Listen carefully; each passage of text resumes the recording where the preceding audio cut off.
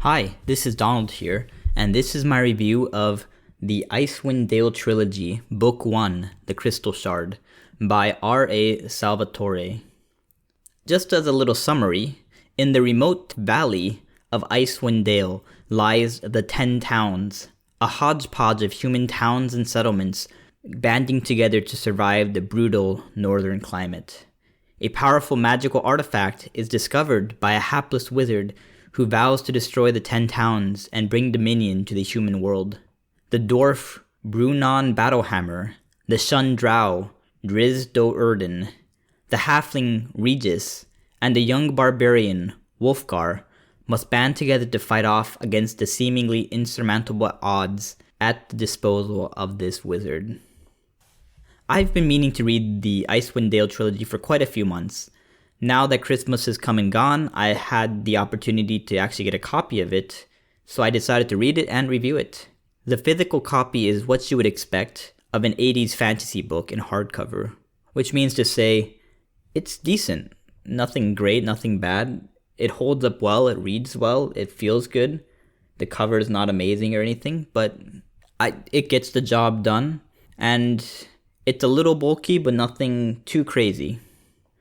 What I immediately enjoyed about this first book in the Icewind Dale trilogy, The Crystal Shard, is discovering the world alongside the characters.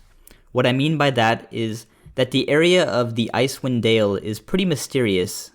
I personally don't have much of a background in Dungeons & Dragons, or I suppose this area is called the Forgotten Realms. But just getting to know the cold, frigid wastes and the peoples and the cultures of it was quite interesting.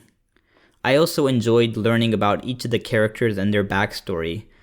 And because the characters are so varied from a racial perspective, you get a lot of different perspectives about the other races and the world and the cultures. For example, you have a drow, which is a dark elf. If you don't know what that is, it's an elf that lives underground, brutal, violent, murderous, dark magic. Kind of the opposite of a wood elf, which seems kind of nice and light and airy and pleasant. You also have a human barbarian, and then a halfling who he has to always watch his back and always feels out of place in the society. It's just you get a lot of perspectives, and it really fleshes out the world.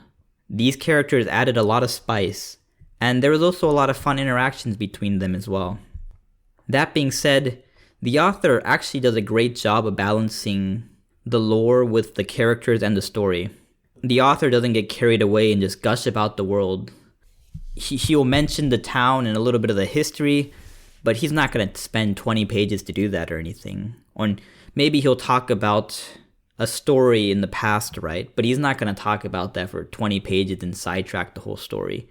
He's really on point and focused on what he wants to do. He paints the picture, but he's not trying to do like a really detailed architectural sketch for you. I appreciate that. I do enjoy reading fantasy, but it can get kind of annoying when the author just rants about one little thing for 30 pages and I just want to skip it.